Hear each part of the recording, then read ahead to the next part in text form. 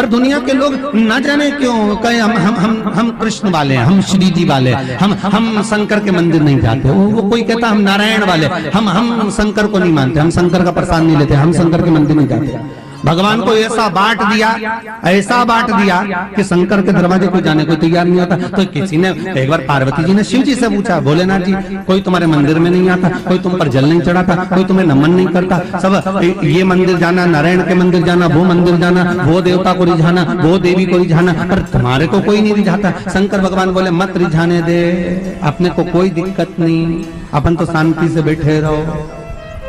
मेरे ससुर ने मुझे श्राप दिया है, दक्ष प्रजापति ने, ए शंकर मैं तुझे श्राप देता हूं कि तू शमशान में निवास करेगा। शंकर भगवान बोले उस दिन से मैं बड़ा प्रसन्न हूं क्योंकि मैं शमशान में रहता हूं। आज किसी का भी भजन कर ले, चाहे ये राम कहे, चाहे ये कृष्ण कहे, चाहे देवी कहे, चाहे दत्त कहे, इसकी मर्जी पड़े, जितना देवी देवता पूछता फिरे, पर आखिरी में मरने के बाद तो मेरे पास आएगा ना, तब निपट लूंगा। बस उस दिन का इंतजार है। और जैसे ही मेरे पास आया, ऐसी लकड़ी में जलाऊंगा गीली कि 3 दिन ठंडा नहीं होने दूंगा। जिस पुराण को हम श्रवण करने के लिए बैठे हैं, ये पुराण कोई साधारण सा नहीं, इसको कोई साधारण सा ना समझ। भगवान शिव की जब कृपा होती है, करुणा होती है, दया होती है, तब जाकर कहीं आप भगवान शंकर की अविरल भक्ति और मुक्ति की पथ को निश्चित करने वाली शिव महापुराण की कथा श्रवण कर पाते।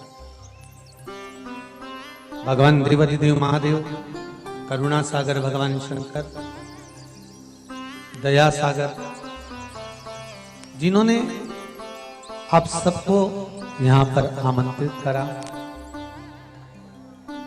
कहीं भोले बाबा की दया और उदारता ही है जो पूरे शहर सीहोर में ऐसा कोई भवन नहीं है जिसमें आप लोग नहीं है, ऐसा कोई भवन नहीं जहां आप लोग। और शहर तो शहर, पूरे नगर में, पूरे गांवों में, खेड़ों में, क्षेत्र में। और एक निवेदन आप सभी से, जितनी देर की कथा है आप लोग उसको स्मरण कर कर श्रवण करें और अपने जीवन को सार्थक बनाएं। बाबा देवाधिदेव महादेव ने ये करुणा करी है, कृपा करी है, दया करी है, जिसको हम अपने जीवन में उतार सकते। बस आपके आसपास में अगर कोई खड़ा हुआ हो, बोल रहा हो, तो उसके चरण पकड़कर आप उसको कहें कि थोड़ा शांत रहें, जिससे हम भगवान की, जिस कारण आए, आप आए किस कारण से, आप किस लिए यहां पहुंचे हो, केवल उसके 2 कारण हैं। एक, बाबा देवाधिदेव महादेव का प्रसाद स्वरूप रुद्राक्ष चाहिए, और दूसरी शिव महापुराण की कथा चाहिए। केवल 2 कारण हैं, और इसके सिवाय कोई कारण आपके पास में है? कौन किसके आता है जी? किसके बस का है? जो कोई आए जाए, किसके बस का?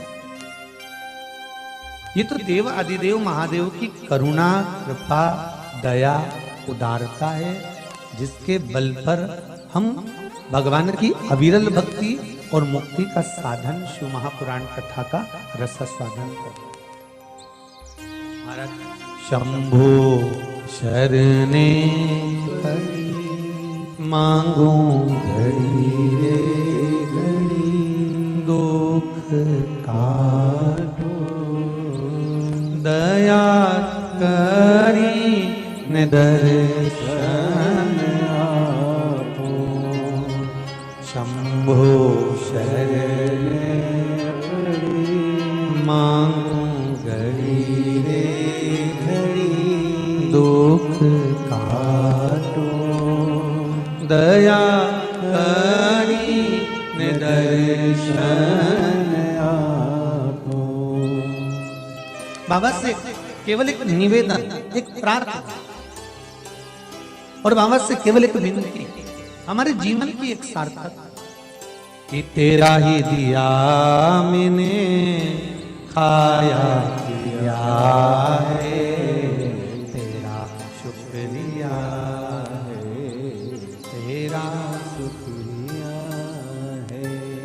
मुझे भोले बाबा ने बहुत दे दिया है, तेरा शुक्रिया है, तेरा शुक्रिया है।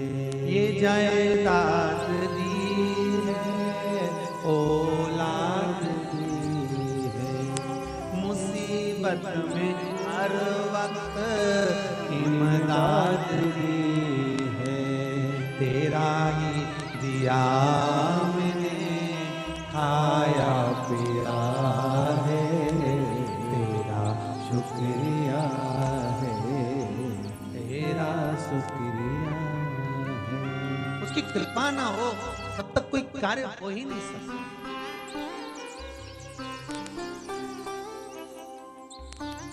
संसार में आने के बाद देखिए, अगर भगवान के होना है, परमात्मा के अगर हमको होना है, तो थोड़ा सा तो जीवन में कष्ट। वैकुंठ चतुर्दशी का जो दिन है महाराज, इस दिन रात्रि को 11 बजे से लेकर 12:30 के बीच में दीपदान होता है, और 14 दिए का दान होता है। इसमें 14 दीप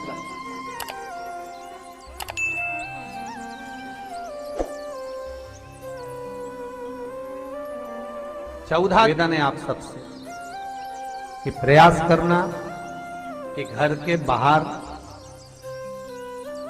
आप एक दीप, जहां पर आपका जलाशय है, पानी का स्थान है, वहां रख दें, और एक दीप तुलसी के क्यारे के पास रखें, बाकी के दीप आप घर के बाहर लगा। 14 दीप। वृंदा की आंखों से आंसू बह रहे हैं, नैनों से नीर बह रहे, और वृंदा ने उसी समय भगवान शंकर को बुलाया, भोलेनाथ पधारो पधारो। शिव सामने वृंदा, तेरे पति ने जो उपद्रव मचाया था, जहां जहां मंदिर, देवालय, तीर्थ, व्रत सब खंडित कर दिए। जो ब्राह्मण पूजन करने बैठते थे, तेरा पति जलंधर उनके प्राणों को हर लेता था। वृंदा, कहीं किसी गांव में अगर भोजन और भंडारा होता था तो तेरा पति उसमें कुछ गलत पदार्थ मिला देता। वृंदा, तेरे पति को मारना जरूरी था। वृंदा की आंख में आंसू भरे थे, और वृंदा आंसू भरती भरती कहती है, भोलेनाथ, मैं ये भगवान विष्णु को श्राप देती हूं कि ये पत्थर के हो जाए, ये पत्थर के हो जाए, और मैं वृंदा हाथ में जल लेकर अपने शरीर पर डालती हूं, और मैं तुलसी का पौधा बनूंगी। पर भोलेनाथ, हे शंकर, हे शंभु, हे त्रिकालदर्शी, हे कैलाश, मैं तुलसी कभी आप पर नहीं चढ़ूंगी। केवल वर्ष में एक दिन होगा वैकुंठ चतुर्दशी का दिन, जिस दिन भगवान का हरिहर मिलन होता है।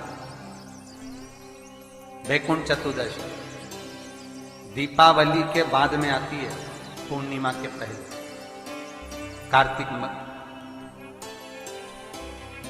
पूर्णिमा जो आएगी वैकुंठ। और इस वैकुंठ चतुर्दशी का बड़ा महत्व है साहब। जो बच्चे पढ़ने में कमजोर होते हैं, विद्या में कमजोर होते हैं, जिनकी चित्तवृत्ति कमजोर होती है, जो उनको माता पिता बार बार कहते पढ़ पढ़ पढ़ और बच्चा पढ़ता नहीं है, उनका दिमाग, उनकी चित्तवृत्ति खेलने में लगी रहती है, चिड़चिड़े रहते हैं, उन बच्चों के लिए शिव महापुराण कहती है वैकुंठ चतुर्दशी